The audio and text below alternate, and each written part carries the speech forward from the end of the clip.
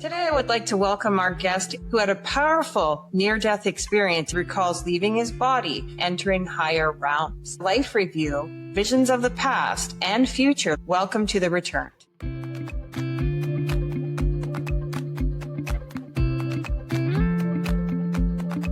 You die and your soul leaves your body, goes back home to heaven. No, that's not the way it is. You're always there.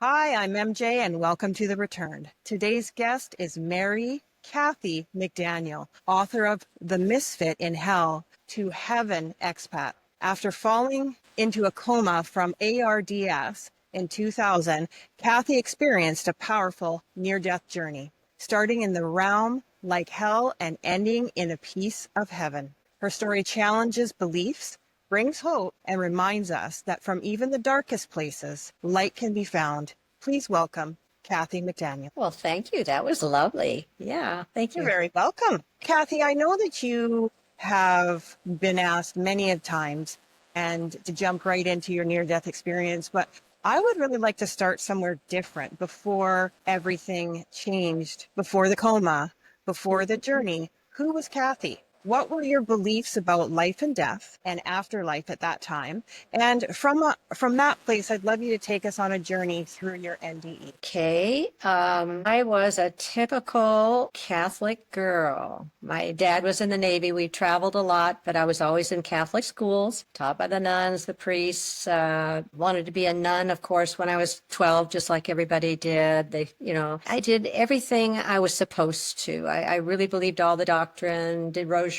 novenas, extra masses when I wanted something, talked to God all the time. From the time I was young, I knew that I had a guardian angel, and I used to write notes to God. I was really into all of that. I was very happy. Jesus was my best friend, the whole thing. So when I got sick, I had been taking care of my best friend, been engaged for 7 years, and had recently broken up because he got transferred to the East Coast. I was on the West Coast, had a business, couldn't leave. So we were still good friends, and he called me out of the blue and said he needed 2 caregivers to go to Washington and it was a research hospital, they'd try and save him. He was only 53, so your age, young.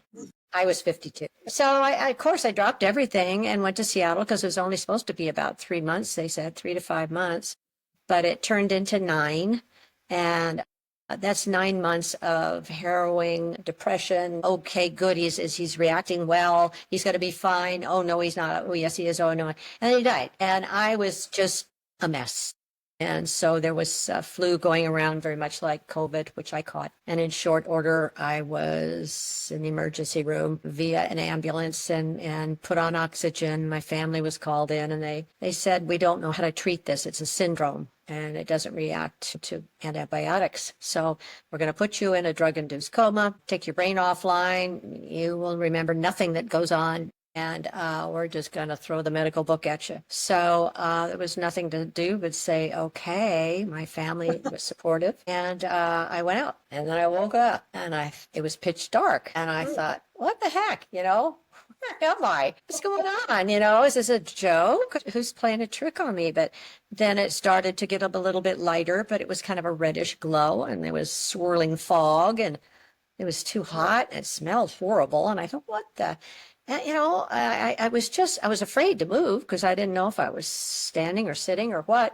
And then all of a sudden I started hearing these people shrieking and moaning. And I thought, oh, Lordy, this can't be good. And then out of this fog came this horrible voice that said, do you know where you are? I hope I'm wrong. And I said, hell? And then this maniacal laugh that scared me. I could say to death, but I didn't. It's funny when you're on the other side, you really don't feel dead, you're just you. And so I just ran into the darkness, and then the whole thing started, and it was in segments and very confusing. I was always running, meeting all kinds of weird characters, demons and mostly demons. Sometimes, a couple times I saw people that I knew here on Earth, a couple of them. Turns out I had messages to give both of them. One was well received. The other one, we haven't spoken in 25 years. So, it's hard to say, hey, I saw you in hell. and I've got this message for you. You don't want to end up there. That doesn't fly. So anyway, I did the best I could. I really, you're there. It was real. I was terrified. I was mad. I thought, hey, I'm not supposed to be here. I did everything I was supposed to do. And this, who do I talk to here? It was not good, but I had to keep moving because things were so dangerous at the very end. And it just seemed like long, long time. I did manage to get out accidentally. So before you move on there, so you just kept walking around in this dark place? Well, sometimes I was walking because unexpectedly everything would be dark and I'd have to stop, and then the lights would come back up and I'd be somewhere completely different. One time was a hospital. One time was in this big blackberry forest, like with this demon that told me I had to cut everything down. There was it was a gang rape thing with a bunch of zombie people. It was just enough you had to stay on your toes because I didn't know what was going to happen next. And I kept thinking there's got to be a way out of here. What on earth? I just was so confused and so terrified and angry, like I say. So when I finally got to this, I was at my wit's ends. I thought I'm beginning to think I'm not going to get out of here. And that was awful. So I went ahead and asked the demon lady I was with at the time, with the other ladies who had been molested like myself. And I said, I've been here a long time and I don't know, it just seems like the worst. Is there something I don't know about? And she says, oh yeah, it's Christmas on Earth. That's always the worst day in hell. And I thought, hell? That's when it just hit me between the eyes. And then I thought, I know what'll really tick her off. So I just started singing a Christmas carol and she yelled at me to shut up. And then I kept singing away in a manger, no crib for his bed. And the other ladies are singing now too. And she is waving her stick at us. And I got to the little Lord. And before I could say the next word, she leapt at me. So I closed my eyes and the lights went out. And I thought, good, at least I got out of that situation. But then, boom, it's this blast of bliss and joy. And it's ineffable. You can't explain it. It's just everything that good that ever happened to you in your whole life times a million. And it's just tumbling in this wonderful, beautiful, warm, sparkling light. Every molecule of it is just full of this joy. And then it started to kind of coalesce a little bit. And I figured like I was settling down someplace. I didn't care. I was in such bliss. And I looked up and there's my friend that just died the month before with the leukemia. And I was shocked. And I thought, he looks great. Last time I saw him, my God, he had lost his hair. He was all blotchy. I thought he looks about 35. What the heck is going on? And I was laughing, and then he started laughing. And I thought, now, I didn't say that out loud. He must have read my mind. And I thought, well, I don't want to tell him he's dead. And then he's laughing even harder. And I thought, wait, how is he hearing me? And then I thought, well, if he's dead, maybe I'm dead. And man, that's the best news ever. I was so excited. And I says, hey, why are we just standing here? Please, let's show me around. Give me a hug. Let's do something, And he said, now, Mary Kay, you've got too much left to do. And I thought, what? I didn't need to go through all of that.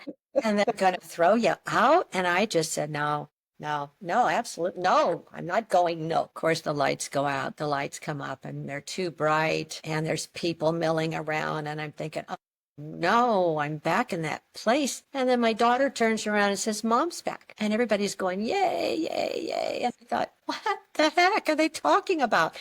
And I couldn't talk. I had that trach, and I weighed 86 pounds, so I couldn't move. I had no muscle mass left. I couldn't breathe. I'm in a ventilator. And they're all huddling around me, and I was just totally freaking out.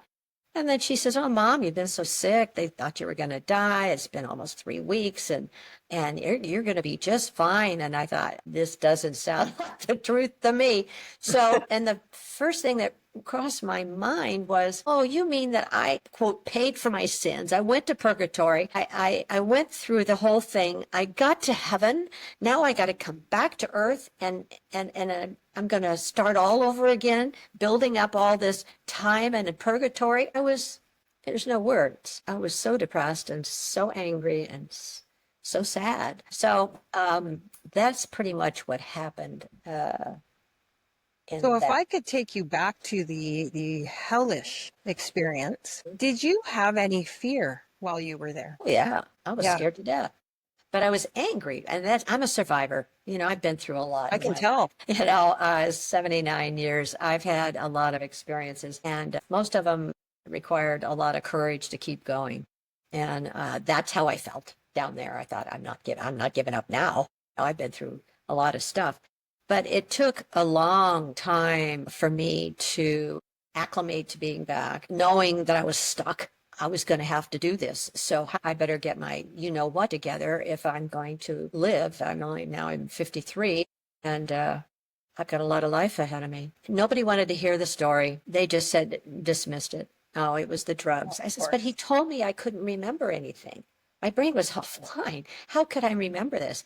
Well, no, it was, you'll get over it. Well, that doesn't happen. You write it out. Anyway, the therapist can't help you. She just put PTSD on my chart.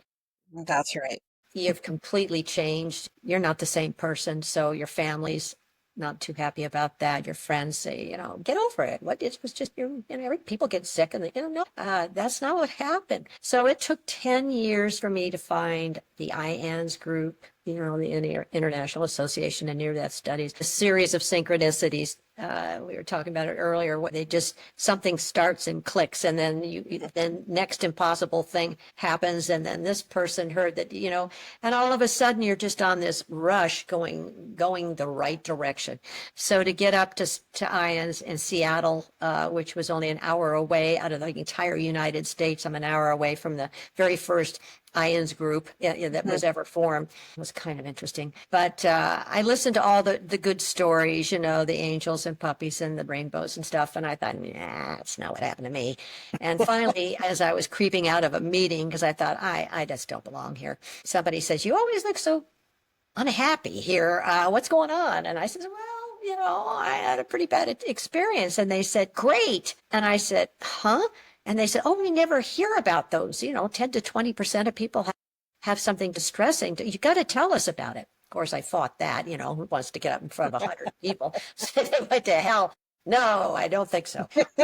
I was badgered into it, and it was very well received by this group. They clapped at the end. We all got held together, and I thought, oh, maybe this isn't so bad. So I kept going to meetings, and if somebody would come in that had a disturbing one, they said, oh, go get Kathy. She's the hell girl. So I was the hell girl. But those people, when I would see them, they have this terror and fear in their eyes. And to say, I knew what they were going through. Come on, tell me about it. The relief that just poured out of them. I mean, it was so worth it. And then little by little, I kept hearing, you get the voice thing. You got to write the story. You got to write the story. You got to write the story. I said no for a long time. And then COVID hit.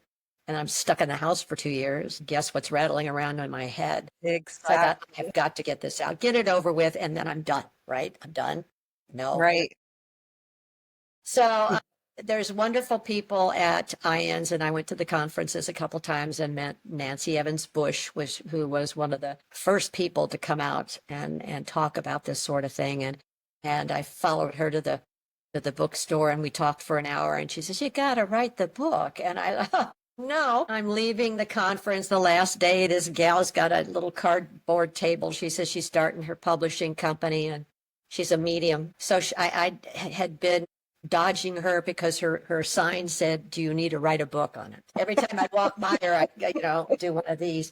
So the very last day, she's packing up, and I walked by, and she walked right in front of me and stepped in front of me and said, they say you have to write the book. And I said, they who? And then, of course, I was just learning about mediums. So she says, and you're going to be my first client. I'm a publisher. Here's my card. And then went home and COVID started. So she nursed me through the whole process, got the thing published. As I was telling you, I got a call from somebody in New Zealand that had heard about it. And she had a distressing one too, so she wanted to talk about it. And then it just kind of took on a life of its own. I've started a sharing group for the distressing NDEs through IANS a couple of years ago. It's almost 3 now.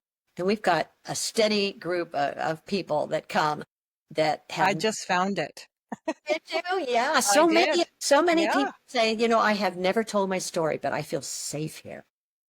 I Would you haven't listen? joined yet, but I am joining. It's a very upbeat group. Yeah, I just literally just found it beginning of the week. Wow. Yes. Interesting. Yeah, Yes, we and have, I've been back excuse since me. 7 years. Uh, So yeah, yeah, but I good. kind of had a little bit of PTSD like after it. So I actually Good. wasn't sitting there thinking about it, about what I seen the whole time. I was more scared about like what had happened to me. Uh, And I just was like, what is going on? Like, why did my heart do that? And I've never had a problem since.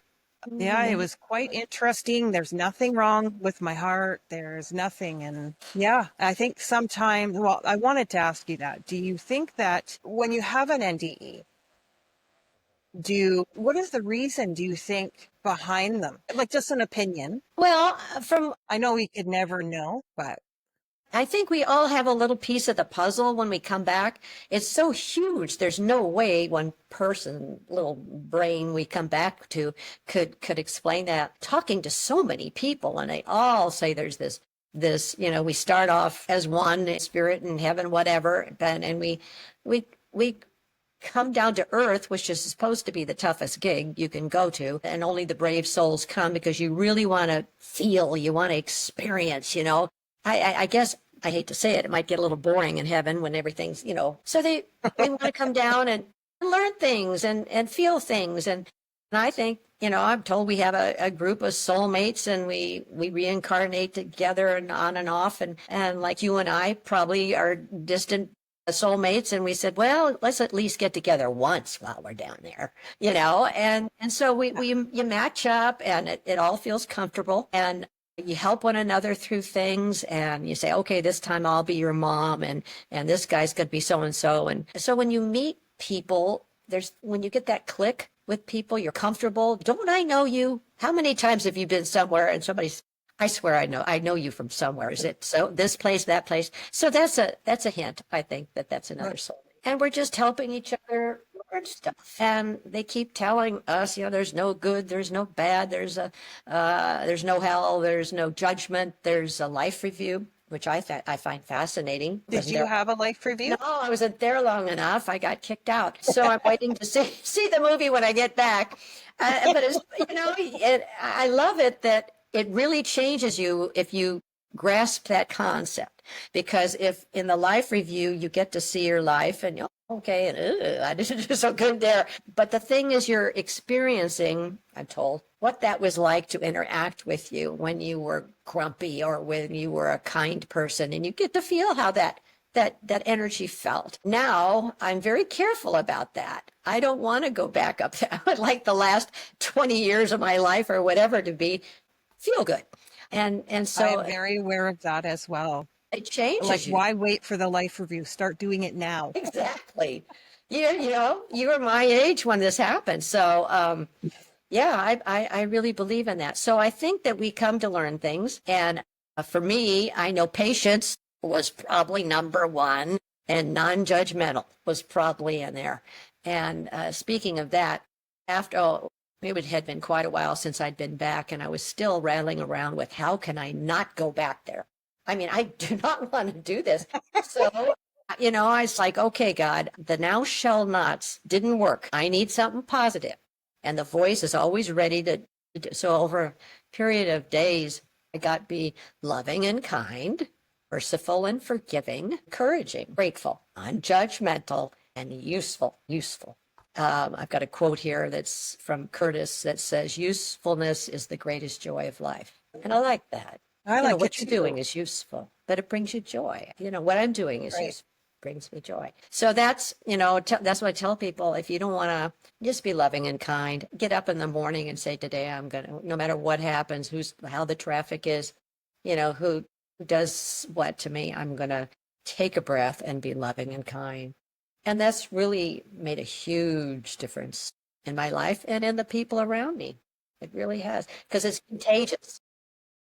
Why do you think you ended up in that place? I think I manifested it. I think I believed so firmly that that's where I was going to go when I died that I did.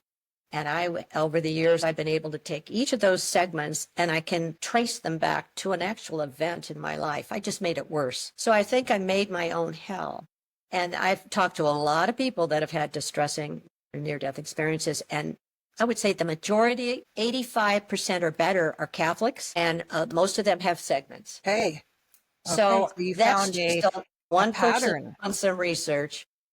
Okay. But it cracks me up when they're in the group or whatever. And are you a Catholic? Yeah. How did you know? I mean, that is, our guilt is like drummed into us. Maybe not so much anymore, but I think I really made that because, when you get to heaven, there's no room for anything negative. God's all loving and all forgiving, would never condemn anybody. Like, yeah, where does that come from? So you got your life review.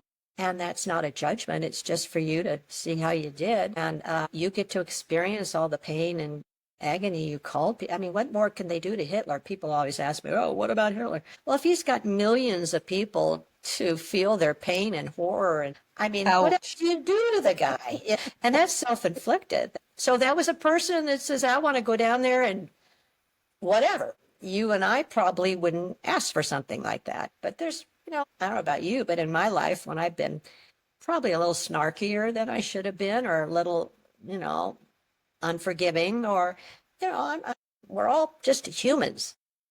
Yes. We're humans. We're not perfect, and we're never going to be. And I No, don't we feel that can't we be. came here to be perfect. No, That's why we're here.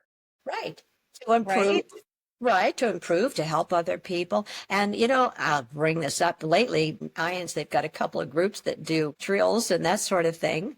And when you really think about it, I mean, look at the news with the zillions of universes out there. So they can't even count them all. There's got to be other planets where creatures are, and we call them creatures, but we're going to, and they're not aliens. If we're on their planet, we're the aliens. So I think it's probable that there's life forms everywhere, and that's why we get to reincarnate so many times, just for something fun to do.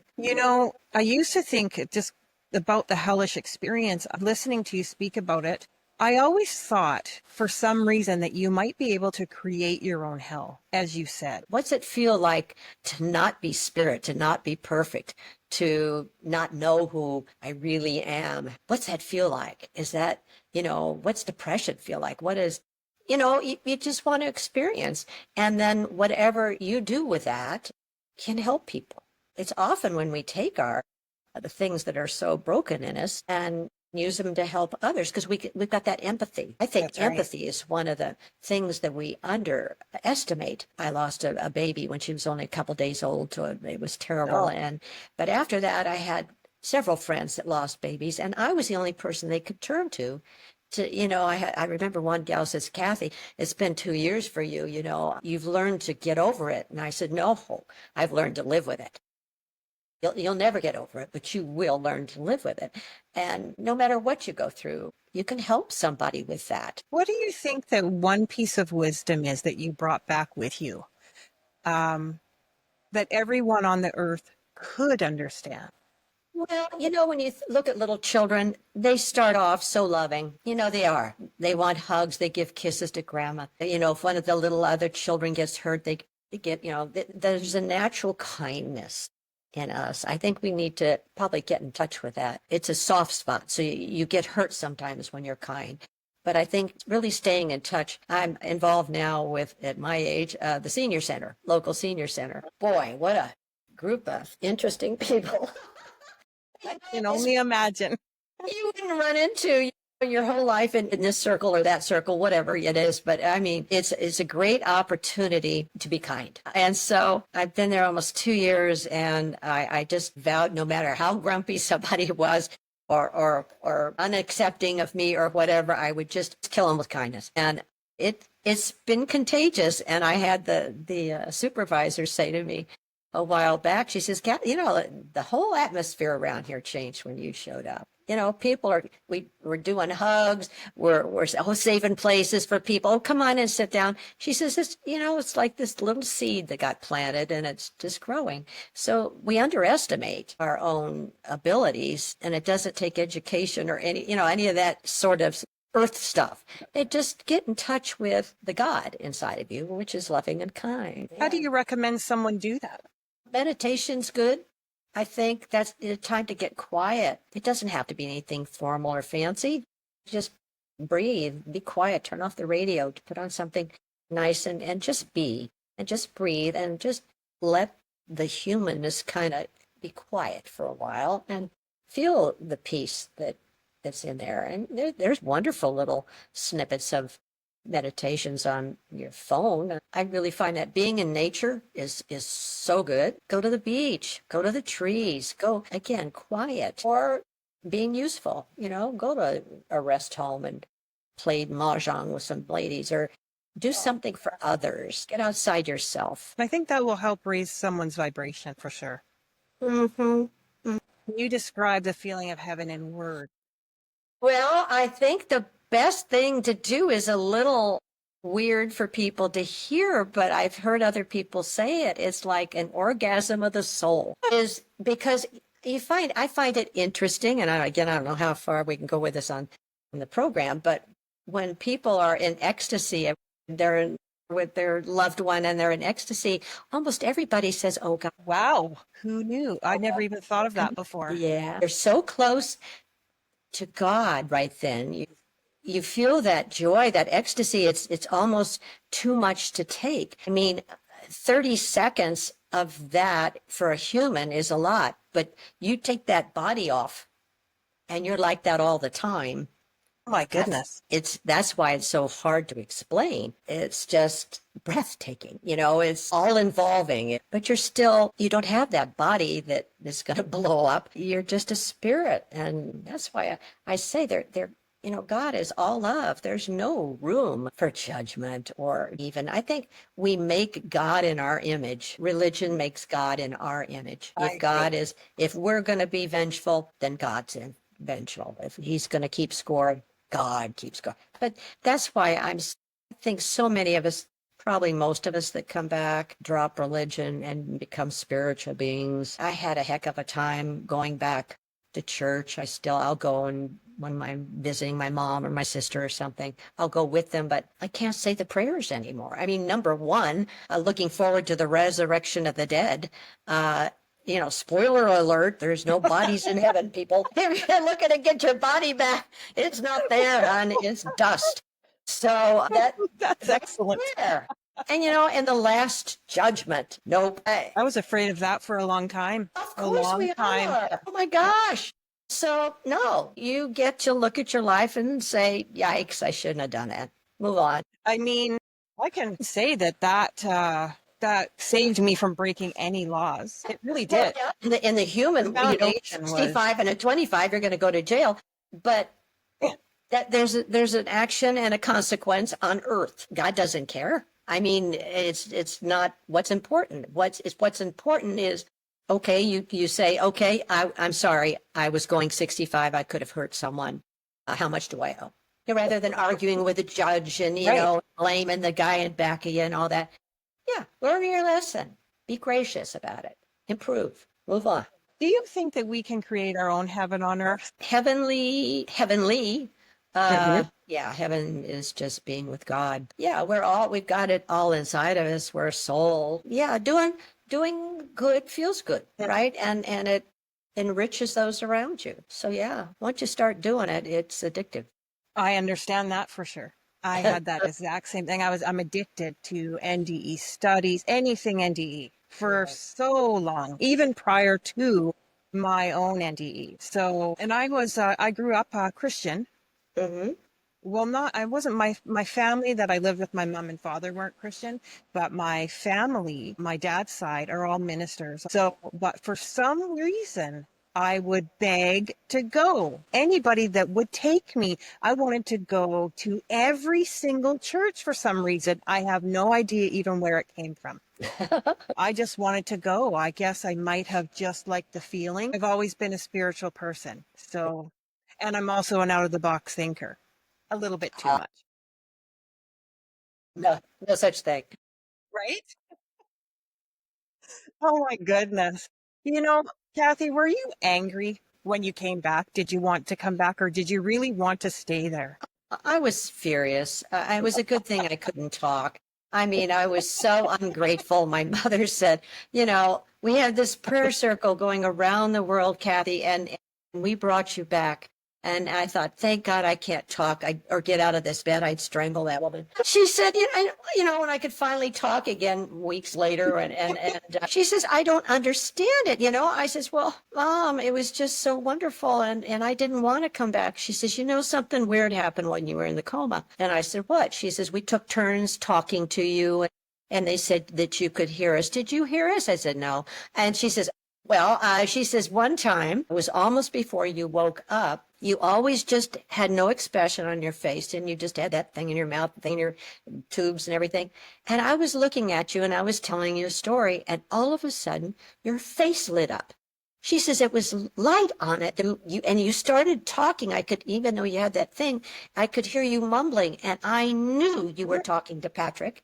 And I said, Patrick, you send her back. You can't have her yet. And I just looked at her and I went, oh, that's when I was talking to him in heaven, and he told me I had to go back. And I thought that was kind of fascinating that she could see that. Yeah. But yeah, it was exactly what was. And I thought, again, my mother brought me back, but she didn't have that much power, actually. Yeah, I was angry for a long time. I bet. And then you have to just say, well, get over it. X amount of time, you've already predetermined you're going to drop dead, be hit by a beer truck, whatever is going to happen. Yeah. So get as much done as you can. Enjoy the ride. Know you're going home. You don't have to worry next time. It's a straight shot. All your friends are waiting, the pets. It's a party, folks. That's another funny thing that it's kind of usual is people like you are in health, but a lot of us go to hospice, become hospice volunteers. And people say, oh, that's so depressing. No, I would go in there and people would be getting ready to go. And I'd say, I would trade places with you in a minute. And they say, excellent. That's excellent. And I say, yes, you're dying. And it's so wonderful. I says, oh my gosh, you're going to this and that. And they go from this terrorized look to settling down. And one of the guys said, shh, I'm getting ready. And he got this big grin. Oh, wow. Across his chest and shut his eyes, opened one eye and went back, just waiting, couldn't wait. Oh my goodness. So, yeah, it really changes you, but for the better. Yeah, they've really made people fear around death and dying, don't you think? Yeah. Like it was a word when I was younger, it was the worst thing in the world that could happen to you is dying. Right? Do you remember that? I remember at my own father's, I said to Mom, I want to wear a bright, cheery dress. Yeah. Yeah. Oh, so I had a nice dress to the floor. It was white with big flowers. And I thought I felt good in that. I felt really nice in that. I got scolded so bad about wearing a white flowered dress. It wasn't appropriate. Yeah. How rude. It was like, wow, how about we just let me be who I am since it's my father who passed away.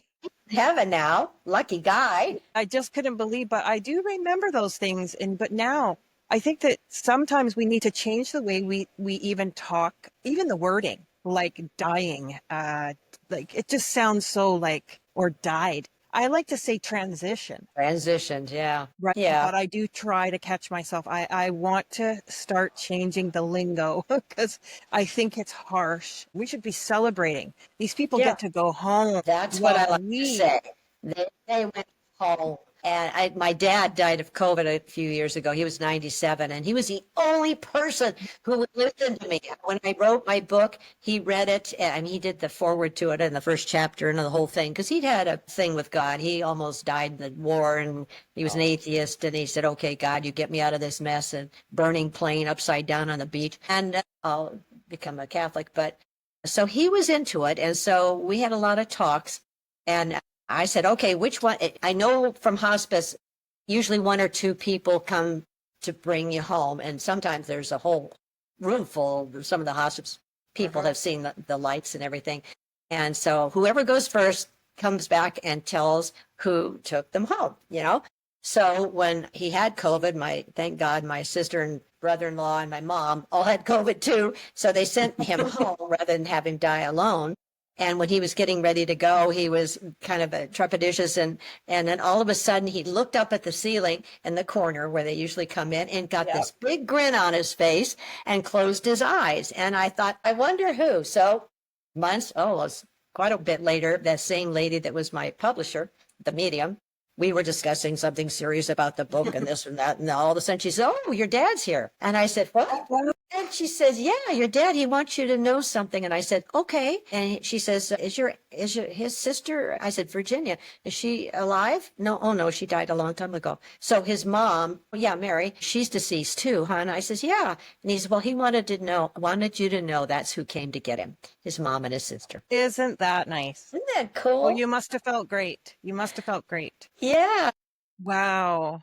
I've been obsessed with it for a really long time, and I've had so many people tell me that they thought that was quite morbid. I've had people say that and then just think you're crazy. That's it. They don't understand. It's like, that's okay. Someday they'll understand. right? And I just say, well, I guess it's not for them to understand. Yeah. Right? Yeah, that's part of their challenge. Yeah.